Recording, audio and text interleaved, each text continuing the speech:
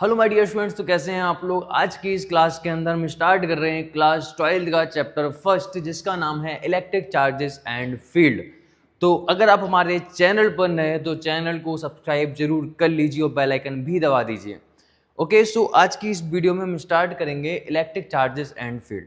अगर मैं आपको रिकमेंड करूंगा कि अगर आपने बेसिक मैथमेटिक्स वाली सीरीज नहीं देखी है, अगर आपने बेसिक मैथमेटिक्स को कवर नहीं किया है, तो आप इस वीडियो को पॉज करके पहले बेसिक मैथमेटिक्स को समझें।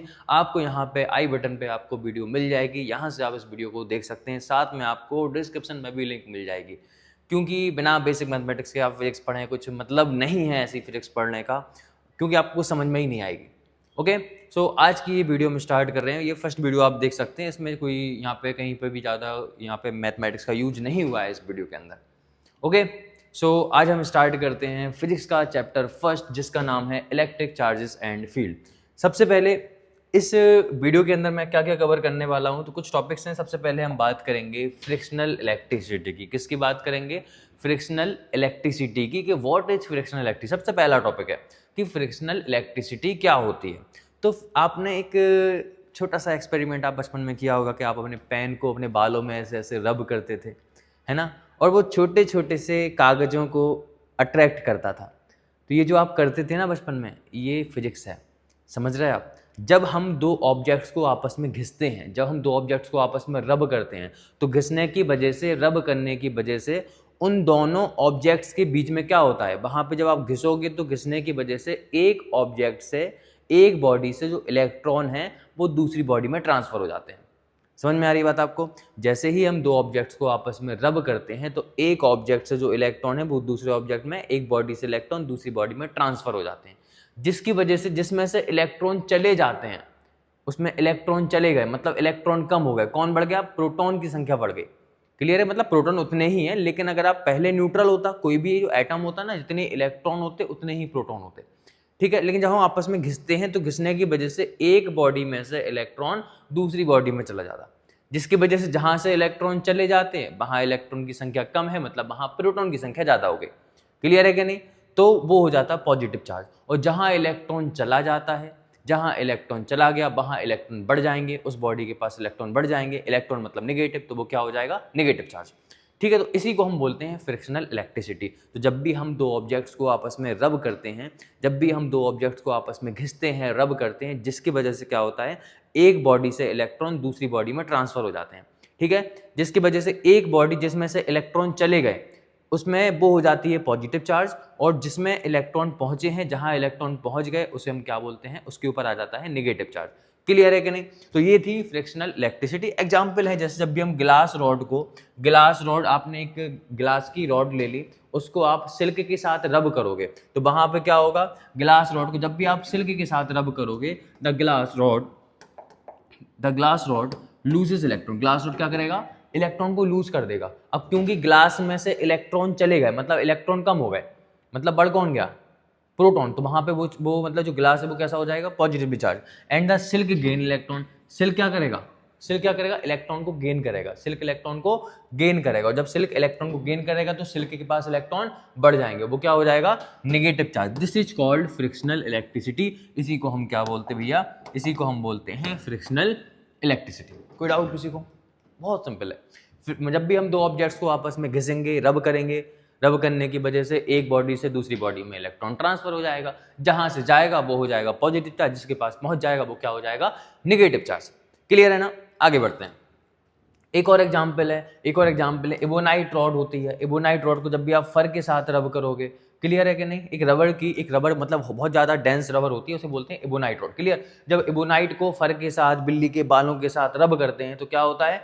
एबोनाइट रॉड के ऊपर क्या आ जाता है? नेगेटिव चार्ज, और यहाँ पे जो फर होते हैं वो कैसा हो जाता है? Positively charge. आगे ना बात समझ में? अब ये जो प्रॉपर्टी है ना किसी भी सब्सटेंस को अट्रैक्ट करने की, इसी प्रॉपर्टी को यहाँ पे क्या बोला गया? इलेक्ट्रिसिटी। क्या बोला गया? इलेक्ट्रिसिटी। और जैसे मान लो मैंने इस पेन को रब किया, और रब करने की वजह से क्या हुआ? इस पेन के ऊपर चार्ज आ गया। ठीक है ना? ठीक है, तो इस पेन को बोलूंगा मैं इलेक्ट्रीफाइड। इस पेन को क्या बोलूंगा मैं? इलेक्ट्रीफाइड। समझ में आ रही बात आपको? जिस सब्सटेंस के पास इलेक्ट्रिसिटी वाली प्रॉपर्टी होती है उसको हम क्या बोलते हैं? चार्ज्ड या फिर इलेक्ट्रीफाइड। क्या बोलते हैं उसको हम? या तो चार्ज बोलेंगे या फिर क्या बोलेंगे? इलेक्ट्रीफाइड बोलेंगे। समझ में आ रही बात? और जिस प्रॉपर्टी की वजह से ये अट्रैक्ट कर रहा है, इस प्रॉपर्टी को क्या बोलते हैं? इलेक्ट्रिसिटी। इस प्रॉपर्टी को क्या बोलते हैं? इलेक्ट्रिसिटी बोलते हैं। क्लियर? समझ में आ गई ना इतनी बात? तो एक बार फिर से समझते हैं क्या समझा हमने समझा फ्रिक्शनल इलेक्ट्रिसिटी क्या होती है।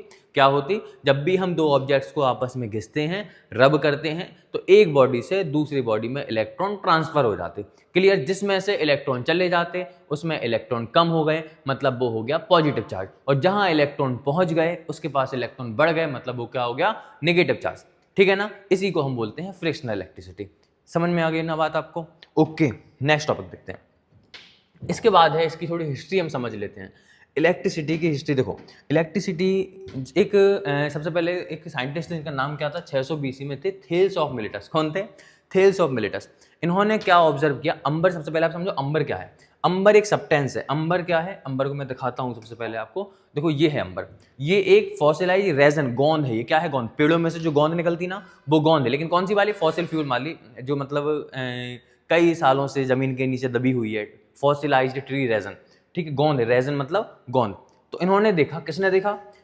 थेल्स ऑफ मिलेटस ने। थेल्स ऑफ मिलेटस ने ऑब्जर्व किया, थेल्स ऑफ मिलेटस ने ऑब्जर्व किया कि जब भी इस गोंद को घिसते हैं फर के साथ, तो क्या होता? इसके पास प्रॉपर्टी आ जाती छोटे छोटे पार्टिकल्स को, डस्ट पार्टिकल को, पत्तियों को, छोटी छोटी पत्तियों को अट्रैक्ट करने की। समझ रहे हैं बात? थेल्स ऑफ मिलेटस ने क्या ऑब्जर्व किया कि ये जो गोंद है, ये जो रेजन है अंबर, इसको घिसने से, इसको जब भी हम फर के साथ घिसते हैं तो इसके अंदर क्या आती? प्रॉपर्टी आती छोटे छोटे पार्टिकल्स को अट्रैक्ट करने की। ये किसने देखा था? ये देखा था किसने? थेल्स ऑफ मिलेटस ने। किसने देखा? 600 BC में थेल्स ऑफ मिलेटस ने ऑब्जर्व किया। उसके बाद 1600 AD में कौन आया भैया? 1600 AD में आया भैया विलियम ऑफ गिलबर्ट। 1600 AD में कौन थे? विलियम ऑफ है ना, विलियम गिलबर्ट आए। इन्होंने देखा कि केवल और केवल अंबर अकेला ऐसा सब्सटेंस नहीं है, अंबर अकेला ऐसा सब्सटेंस नहीं है जिसके अंदर ये प्रॉपर्टी है। अंबर के अलावा भी ऐसे बहुत सारे सब्सटेंस है जो कि सेम प्रॉपर्टी को फॉलो करते हैं। मतलब केवल अंबर को घिसने से ये छोटे छोटे पार्टिकल को अट्रैक्ट करता। केवल अंबर के पास ये खासियत नहीं है, ये खासियत, ये प्रॉपर्टी किसके अंदर भी है? ग्लास के अंदर भी है, सल्फर के अंदर भी। किसने देखा? 1600 AD में विलियम गिलबर्ट ने देखा कि भाई ग्लास और सल्फर के अंदर ये सेम प्रॉपर्टी है।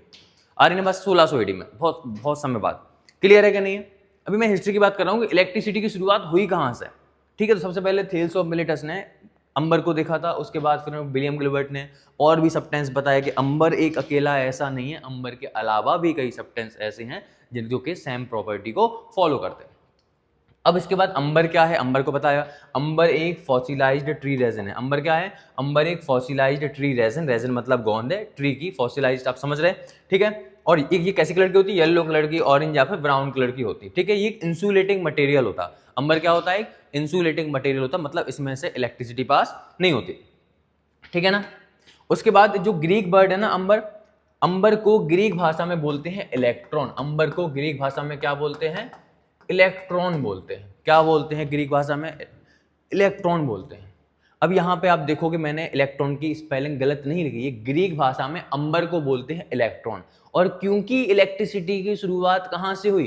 क्योंकि इलेक्ट्रिसिटी की शुरुआत हो रही है अंबर से, और अंबर को ग्रीक भाषा में क्या बोलते हैं? इलेक्ट्रॉन। इसलिए इसी इलेक्ट्रॉन से वर्ड क्या निकला? इलेक्ट्रिसिटी। इसी इलेक्ट्रॉन से वर्ड क्या निकला? इलेक्ट्रिसिटी। आपको समझ में आ रही बात कि नहीं आ रही? अंबर, तो इलेक्ट्रिसिटी की शुरुआत कहाँ से हो रही? अंबर से। अंबर को ग्रीक भाषा में क्या बोलते हैं? इलेक्ट्रॉन, के वाला इलेक्ट्रॉन। क्लियर? तो यहाँ से इसी से हमने क्या बोला, इसको इलेक्ट्रिसिटी को हम क्या बोलते हैं? आज के टाइम इलेक्ट्रिसिटी बोलते हैं। कोई डाउट है किसी को? आगे बढ़ते हैं। ठीक है भाई, आगे समझते हैं। अब है इलेक्ट्रिक चार्ज के what is electric charge. Sir electric charge होता क्या है? तो इलेक्ट्रिक चार्ज फंडामेंटल प्रॉपर्टी है। इलेक्ट्रिक चार्ज क्या है? बिल्कुल बेसिक प्रॉपर्टी है किसकी? मैटर की।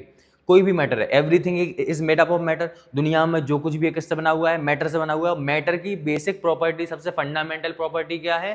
कि ये इट अट्रैक्ट्स, मतलब ये फोर्स को एक्सपीरियंस करता है। जब भी आप इलेक्ट्रिक चार्ज को किसी भी फील्ड के अंदर आप प्लेस करते हो, जब भी आप किसी भी चार्ज को, जैसे आप मैग्नेट के पास आयरन को लेके जाते हैं तो आयरन मैग्नेट से अट्रैक्ट होता ना, सिमिलर, तो मतलब आयरन के ऊपर फोर्स लगना ना, अट्रैक्टिव वाला। सिमिलरली इलेक्ट्रिक चार्ज वह प्रॉपर्टी है जिसकी वजह से क्या करता? फोर्स को एक्सपीरियंस करता जब भी इसको हम इलेक्ट्रिक या फिर मैग्नेटिक फील्ड के अंदर प्लेस करते। कैसे फोर्स को? इलेक्ट्रोमैग्नेटिक फोर्स को प्लेस करता। इलेक्ट्रोमैग्नेटिक फोर्स क्या होता है? पूरा चैप्टर है आगे इलेक्ट्रोमैग्नेटिक वाला, तो उसको अपन वहां पे समझेंगे। अभी इतनी बात समझो, what is electric charge? Electric charge is the fundamental property of matter, matter की फंडामेंटल प्रॉपर्टी है जिसकी वजह से ये एक्सपीरियंस करता है इलेक्ट्रोमैग्नेटिक फोर्स को जब भी हम इसको इलेक्ट्रिक या फिर मैग्नेटिक फील्ड के अंदर प्लेस करते हैं। क्लियर है ना? आगे समझते हैं कि इलेक्ट्रिक चार्ज एक स्केलर क्वांटिटी है। अब मैंने स्केलर वेक्टर में आपको समझाने वाला हूँ बहुत ही जल्दी, अभी ट्रिग्नोमेट्री वाला पार्ट कंप्लीट हो चुका है और जब तक आप शायद ये वीडियो देख रहे होंगे तब तक वेक्टर की वीडियो भी डल चुकी होगी और आपको यहाँ पे आई बटन में उसकी लिंक मिल जाएगी, डिस्क्रिप्शन में भी लिंक मिल जाएगी, चैनल पर भी जाके आप प्ले लिस्ट देख सकते हैं। प्ले लिस्ट से आपको सारी की सारी चीज़ें क्लियर होने वाली हैं। ठीक है, तो बेसिक मैथमेटिक्स आपकी होना बहुत ज़रूरी है। ओके, मैं क्यों इतना जोर दे रहा हूँ? क्योंकि मुझे पता है कि आपको आगे चल के प्रॉब्लम आने वाली है, क्योंकि स्टूडेंट्स को आती है। समझ में आ रही है बात को? नहीं आ रही? समझो बात को। तो इलेक्ट्रिक चार्ज क्या है? इलेक्ट्रिक चार्ज एक स्केलर क्वांटिटी है, स्केलर क्वांटिटी है। इसकी यूनिट क्या होती है? कूलम। इलेक्ट्रिक चार्ज की यूनिट क्या है? ऐसा यूनिट क्या है? कूलम। और क्योंकि साइंटिस्ट के नाम पे है इसलिए इसको हम कैपिटल सी से रिप्रेजेंट करते हैं। अब इलेक्ट्रोस्टैटिक्स क्या होता है? स्टडी इलेक्ट्रिक चार्ज का मतलब क्या है? Electric charge is the electrostatics is the study of electric charge at rest. जब भी हम चार्ज की स्टडी रेस्ट में करते हैं, अगर चार्ज रेस्ट में है उस टाइम पे आप उसकी प्रॉपर्टीज की स्टडी कर रहे हैं कि चार्ज से इलेक्ट्रिक फील्ड बन रही, वो क्या बने, मतलब सारी की अगर चार्ज मतलब रेस्ट में है उस टाइम पे आप उसकी स्टडी करोगे तो इसको हम क्या बोलेंगे? इसको हम बोलेंगे इलेक्ट्रोस्टैटिक्स। क्या बोलेंगे? इलेक्ट्रोस्टैटिक या फिर स्टैटिक इलेक्ट्रिसिटी। सभी को इतनी बात क्लियर? एक बार मैं फिर से रिवाइज करता हूँ, जल्दी से सुनो। मैंने क्या बताया हिस्ट्री में कि सबसे पहले थेल्स ऑफ मिलिटस ने ऑब्जर्व किया कि अंबर एक ऐसा सब्सटेंस है, अंबर को जब भी हम घिसते हैं तो अंबर के पास प्रॉपर्टी आ जाती है छोटे छोटे पार्टिकल्स को अट्रैक्ट करने की। ध्यान से सुनना, अंबर एक छोटा सा सब्सटेंस है जिसको आप जब भी फर के साथ रब करते हो तो उसके पास प्रॉपर्टी आती है छोटे छोटे पार्टिकल्स को अट्रैक्ट करने की। क्लियर है कि नहीं? ये किसने देखा? थेल्स ऑफ मिलिटस ने 600 BC में देखा। उसके बाद 1600 AD में विलियम गिलबर्ट ने समझाया, विलियम गिलबर्ट ने बताया कि अकेला अंबर ऐसा सब्सटेंस नहीं है, अंबर के अलावा भी गिलास है ना, सल्फर है, इनके पास ये सेम प्रॉपर्टी है। ठीक है ना? अब क्योंकि इलेक्ट्रिसिटी की शुरुआत कहाँ से हुई? अंबर से हुई। अंबर को ग्रीक भाषा में क्या बोलते थे? इलेक्ट्रॉन। इसलिए इस प्रॉपर्टी को सबने क्या बोला? इलेक्ट्रॉन से इलेक्ट्रिसिटी। समझ में आ रही ना बात? इसके बाद मैंने आपको समझाया कि इलेक्ट्रिक चार्ज क्या होता है। तो इलेक्ट्रिक चार्ज फंडामेंटल प्रॉपर्टी है, fundamental property of matter, matter की फंडामेंटल प्रॉपर्टी है जिसकी वजह से ये फोर्स को एक्सपीरियंस करता है जब भी हम इसको इलेक्ट्रिक या फिर मैग्नेटिक फील्ड के अंदर प्लेस करते हैं। ओके, इसके बाद ये एक स्केलर क्वांटिटी है, इसकी ऐसा यूनिट कूलम है, इसको हम सी से रिप्रेजेंट करते हैं।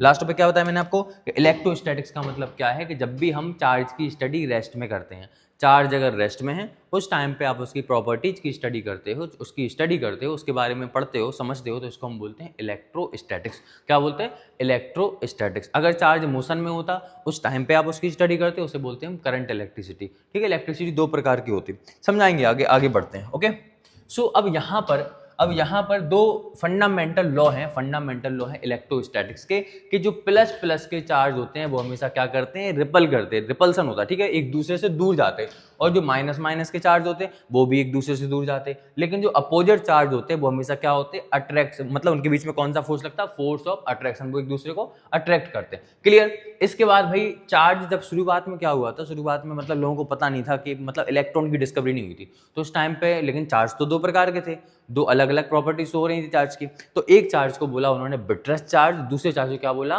Resinous charge. ठीक है, पहले चार्ज का नाम क्या था? बिटरस चार्ज और रेजिनस चार्ज। अब सर बिटरस चार्ज क्या होता है? ठीक है, तो देखो जो चार्ज ग्लास रॉड के ऊपर आता, जो चार्ज ग्लास रॉड के ऊपर आता, ग्लास रॉड मतलब ग्लास को लैटिन भाषा के अंदर, ग्लास को, जो ग्लास है ना, ग्लास बर्ड, इसको लैटिन भाषा के अंदर क्या बोलते हैं? बिट्रम। ठीक है, तो ग्लास के ऊपर जो चार्ज आया उसे क्या बोला? बिटरस चार्ज। और जो रेजिनस चार्ज किसको बोला? रेजिन। देखो जो अंबर है ना, अंबर क्या है? एक रेजिन है, और रेजिन के ऊपर जो चार्ज आता उसको क्या बोला उन्होंने? Resinous charge. उसको क्या बोला? Resinous charge. आगे चल के बिटरस चार्ज को पॉजिटिव चार्ज बोला गया, रेजिनस चार्ज को क्या बोला गया? Negative charge. बेंजामिन फ्रैंकलिन ने 1750 में क्या बताया कि चार्ज दो प्रकार का होता, बिटरस रेजिनस का नाम हटाओ, एक होता है पॉजिटिव चार्ज और एक क्या होता है? Negative charge. समझ में आ गई ना बात? जो इलेक्ट्रॉन के पास चार्ज है वो नेगेटिव है, जो प्रोटॉन के ऊपर चार्ज है वो पॉजिटिव है। क्लियर? और अगर उस टर्म में समझे भैया, जो ग्लास के ऊपर चार्ज आ रहा है वो पॉजिटिव है। ठीक है ना? ठीक है ना? और जो अंबर मतलब रॉड या फिर प्लास्टिक रॉड के ऊपर चार्ज आ रहा है वो क्या है? नेगेटिव है। ठीक है ना? प्लास्टिक इंसुलेटिंग मटेरियल है, अंबर भी एक इंसुलेटिंग मटेरियल है, इसके ऊपर जो चार्ज आएगा उसे क्या बोलेंगे? नेगेटिव चार्ज बोलेंगे। क्लियर है ना? इतनी बात समझ में आ गई ना आपको? ओके, आगे बढ़ते हैं, आगे समझते हैं। ठीक है, इसके बाद नेक्स्ट पार्ट देखो, अब है सबसे इम्पोर्टेंट टॉपिक शुरुआत का, electronic theory of frictional electricity. इसको आपको कहानी की तरह समझना है और ऐसा ही पेपर में लिखना है, बहुत इंपॉर्टेंट है, ठीक है। ये electronic theory of frictional electricity क्या कहती है कि दुनिया में जो कुछ भी है वो सब कुछ किससे बना, मैटर से बना। मैटर के अंदर क्या है, एटम। क्लियर है कि मैटर की सबसे छोटी यूनिट क्या है, एटम। और एटम के पास क्या होता, electron, proton and neutron. Clear है ना। अब प्रोटॉन और न्यूट्रॉन तो कहाँ पे होते, न्यूक्लियस में होते, लेकिन इलेक्ट्रॉन क्या कर रहा होता, चारों तरफ चक्कर लगा रहा होता, घूम रहा होता। लेकिन जो बहुत सारी ऑर्बिट हैं, first orbit, second orbit, third orbit, जो सबसे लास्ट ऑर्बिट वाला इलेक्ट्रॉन है वो न्यूक्लियस से बहुत ज़्यादा दूर है, ठीक है ना। जैसे मान लो ये यहाँ पे क्या हो गया, ये यहाँ पे मतलब प्रोटॉन हो गया और न्यूट्रॉन हो गया। लेकिन जो इलेक्ट्रॉन है वो क्या करेगा, इलेक्ट्रॉन क्या करेगा, रिवॉल्यूशन करेगा, यहाँ पे रिवॉल्व करता रहेगा लास्ट ऑर्बिट में, है ना। 1 2 3 4 5 6 7 8। क्लियर है कि नहीं। अब जो लास्ट ऑर्बिट वाले जो इलेक्ट्रॉन्स होते हैं, ये वाले जो लास्ट ऑर्बिट वाले एक और ऑर्बिट बना देकर अब यहाँ पे लास्ट ऑर्बिट वाले जो इलेक्ट्रॉन्स होते हैं ये न्यूक्लियस से बहुत ज़्यादा दूर होते, तो इनको यहाँ से निकालना बहुत आसान होता। और जब भी हम दो ऑब्जेक्ट्स को आपस में घिसते हैं तो घिसने की वजह से क्या होता कि जो लास्ट ऑर्बिट वाले इलेक्ट्रॉन है ये यहाँ से निकल जाते। समझ में आ रही ना बात। जब भी हम दो ऑब्जेक्ट्स को आपस में घिसेंगे तो ये वाले जो लास्ट ऑर्बिट वाले इलेक्ट्रॉन है ये यहाँ से चले जाते। क्लियर है, एक बॉडी से दूसरी बॉडी में ट्रांसफर हो जाते। क्लियर हुआ कि नहीं हुआ। इनको निकालना आसान होता। तो फ्रिक्शन, जैसे हम फ्रिक्शन करते इसको एनर्जी मिलेगी, जैसे इसको एनर्जी मिली यहाँ से भग जाएगा। क्लियर है कि नहीं, आगे ना बात समझ में। यहाँ से भाग के दूसरे बॉडी के पास चला गया। क्लियर है कि नहीं। यहाँ से क्या मिला इसको, यहाँ से इसको एनर्जी मिली, और जैसे ये एक बॉडी से दूसरी बॉडी में जाएगा तो यहाँ पे इलेक्ट्रॉन कम हो गए, मतलब प्रोटॉन इलेक्ट्रॉन बराबर होते पहले, अब इलेक्ट्रॉन कम हो गए तो प्रोटॉन क्या हो गए, बढ़ गए। चार्ज कैसा आएगा इसके ऊपर, पॉजिटिव। और जहां इलेक्ट्रॉन चले जाएंगे वहां पे इलेक्ट्रॉन बढ़ जाएंगे, वहां पे क्या हो जाएगा, नेगेटिव चार्ज आएगा। इसी को हम बोलते हैं electronic theory of frictional electricity. This is called electronic theory of frictional electricity. एक बार फिर से सुन लो, मैं दोबारा बता रहा, ठीक है। सबसे पहले एवरी मैटर, हर एक मैटर किससे बना, एटम से बना। एटम के लास्ट, और एटम जो होता ना, एटम के पास इलेक्ट्रॉन, प्रोटॉन एंड न्यूट्रॉन होते। प्रोटॉन और न्यूट्रॉन तो कहाँ पे होते, न्यूक्लियस में। लेकिन इलेक्ट्रॉन क्या कर रहे होते, घूम रहे होते चारों तरफ अलग अलग ऑर्बिट में। जो सबसे लास्ट वाली ऑर्बिट होती उसमें जो इलेक्ट्रॉन्स हैं वो इलेक्ट्रॉन्स बहुत ज़्यादा ढीले होते, मतलब लूजली बाउंड होते। समझ में आ रही ना बात। उनको वहाँ से निकालना बहुत आसान है, उन इलेक्ट्रॉन्स को वहाँ से निकालना बहुत आसान है, ठीक है ना। तो जब भी हम फ्रिक्शन करते हैं तो फ्रिक्शन की वजह से वो इलेक्ट्रॉन एक बॉडी से ट्रांसफर दूसरी बॉडी में हो जाते। जहाँ से वो चले जाते वो हो जाता पॉजिटिव चार्ज, और जहाँ वो पहुँच जाते वो क्या हो जाता, नेगेटिव चार्ज। और इसी को हम क्या बोलते हैं, फ्रिक्शनल इलेक्ट्रिसिटी। इसी को हम क्या बोलते हैं, this is called the electronic theory of, this is the electronic theory of frictional electricity. Example दे दो भाई, जो आपने पहले लिखा था, जब भी आप ग्लास रॉड को सिल्क के साथ रब करोगे, ग्लास रॉड से इलेक्ट्रॉन कहाँ चले जाएंगे, सिल्क क्लॉथ में। ग्लास हो जाएगा पॉजिटिव चार्ज और सिल्क क्या हो जाएगा, ठीक है, निगेटिव चार्ज। तो ये थी हमारी electronic theory of frictional electricity. क्या ये आपको समझ में आई? अगर आपको समझ में आई है तो इस वीडियो को आप लाइक ज़रूर कर दें, चैनल को भी सब्सक्राइब करें, और जो भी स्टूडेंट्स क्लास 10th में है ना, सॉरी क्लास 11th या 12th में है, उनको ज़रूर शेयर करें। ओके, सो आगे बढ़ते हैं, समझते हैं आगे। इसके बाद है बर्क फंक्शन। नेक्स्ट टॉपिक क्या है, बर्क फंक्शन। के बर्क फंक्शन क्या होता है, तो देखो, जब हम किसी भी ऑब्जेक्ट को फ्रिक्शन करते ना, जब हम दो ऑब्जेक्ट्स को आपस में रब करते, तो रब करने की वजह से एक बॉडी से जो इलेक्ट्रॉन है वो दूसरी बॉडी में ट्रांसफर हो जाते, है ना। तो एक किसी भी सरफेस, किसी भी मटेरियल की सरफेस के ऊपर से एक इलेक्ट्रॉन को निकालने के लिए, ये कोई सरफेस हो गई, या ये मान लो पेन है, इसकी सरफेस है, यहाँ से अगर हमें एक इलेक्ट्रॉन निकालना है तो एक इलेक्ट्रॉन को निकालने के लिए, एक इलेक्ट्रॉन को यहाँ से निकालने के लिए हमको कितना वर्क करना पड़ेगा, या फिर हमें कितनी एनर्जी की जरूरत पड़ेगी, वो जो मिनिमम एनर्जी है उसी को हम क्या बोलते हैं, वर्क फंक्शन। क्या बोलते हैं, वर्क फंक्शन। किसी भी मटेरियल की सरफेस से, दोबारा सुन लो, किसी भी मटेरियल की सरफेस से एक इलेक्ट्रॉन को निकालने के लिए जो वर्क करना पड़ेगा, या फिर जो एनर्जी यूज होगी, जो एनर्जी की रिक्वायरमेंट होगी, the energy required to remove an electron from the surface of any material is called work function. उसको हम क्या बोलते हैं, वर्क फंक्शन बोलते हैं। नेक्स्ट क्या है, कंडक्टर एंड इंसुलेटर। कंडक्टर क्या होते हैं भाई, जिन सब्सटेंस से इलेक्ट्रिक चार्ज आसानी से पास हो जाता उन्हें हम बोलते हैं कंडक्टर, और जिसमें से इलेक्ट्रिक चार्ज आसानी से पास नहीं होता उनको हम क्या बोलते हैं, इंसुलेटर। एग्जाम्पल दिया गया, आयरन, कॉपर, सिल्वर, ये सब क्या है, कंडक्टर है। रबर होगी, प्लास्टिक, वुड, ग्लास, यार ये सब क्या है, इंसुलेटर है। आज के लिए, आज की वीडियो में इतना ही। नेक्स्ट वीडियो के अंदर हम पढ़ने वाले हैं गोल्ड लीफ इलेक्ट्रोड्स को। है ना। आगे के टॉपिक हम नेक्स्ट वीडियो में करते हैं। आज के लिए इतना ही। अगर आप हमारे चैनल पे नए हैं तो चैनल को सब्सक्राइब कर लो यार, है ना। सब्सक्राइबर बहुत जल्दी बढ़ने चाहिए क्योंकि बहुत कम सब्सक्राइबर है। अब मैं मेहनत कर रहा हूँ इस चैनल के ऊपर। ओके, और कमेंट आप ज़रूर कर दिया करो, कमेंट आप ज़रूर किया करो जो भी आपको समझ में नहीं आया या फिर कोई ऐसा टॉपिक है जो आपको बहुत अच्छे से समझ में आया, आप अगर कमेंट करोगे तो मुझे पता चलता है कि भाई आपने वीडियो मेरी देखी है। ओके, थैंक यू, मिलते हैं नेक्स्ट वीडियो में।